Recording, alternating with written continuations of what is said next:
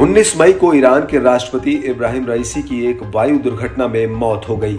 उनका हेलीकॉप्टर पहाड़ों में दुर्घटना का शिकार हो गया था और उसमें सवार सभी लोगों की मौत हो गई थी। मौसम इतना खराब था कि बचाव दल अगले दिन तक दुर्घटना स्थल पर नहीं पहुंच पाए। ईरान ने इस दुर्घटना के पीछे इजराइल का हाथ होने का शक जताया। मामले को अमेरिकी विदेश मंत्री एंटनी ब्लिंकन के एक बयान ने और गंभीर बना दिया। ब्लिंकन ने ये कहकर माहौल बिगाड़ दिया था कि रईसी के बिना ईरानियों की स्थिति शायद बेहतर है, जबकि उन्होंने ईरानी राजधानी को औपचारिक संवेदना भी भेजी थी। इस माहौल से क्षेत्रीय युद्ध की स्थिति बनती दिखने लगी थी। हालांकि अब ईरानी हेलीकॉप्टर दुर्घटना मामले का सच सामने आ गया है।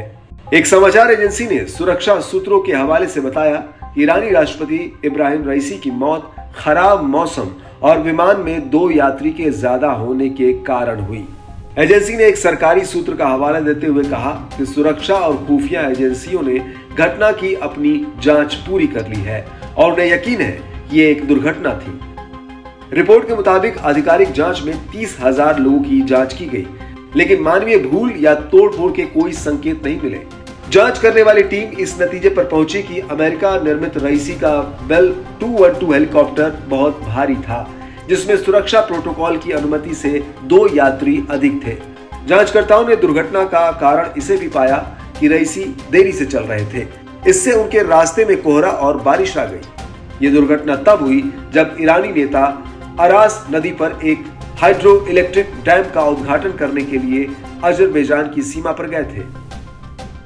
इस दुर्घटना में कुल 8 लोगों की मौत हो गई, जिनमें चालक दल के सदस्य रईसी, विदेश मंत्री हुसैन अमीर अब्दुल्लाहियन, पूर्वी अजरबैजान के गवर्नर मलिक रहमती और तबरीज में सर्वोच्च नेता अयतुल्ला अली खोमेनी के प्रतिनिधि इमाम मोहम्मद अली अल हाशिम शामिल थे। रईसी की मौत के बाद ईरान ने अचानक राष्ट्रपति चुनाव की घोषणा की। अपेक्षाकृत उदारवादी माने जाने वाले मसूद पेजेश्कियन ने जुलाई में 53.3% वोट के साथ रन ऑफ जीता और रूढ़िवादी सईद जलीली को हराया।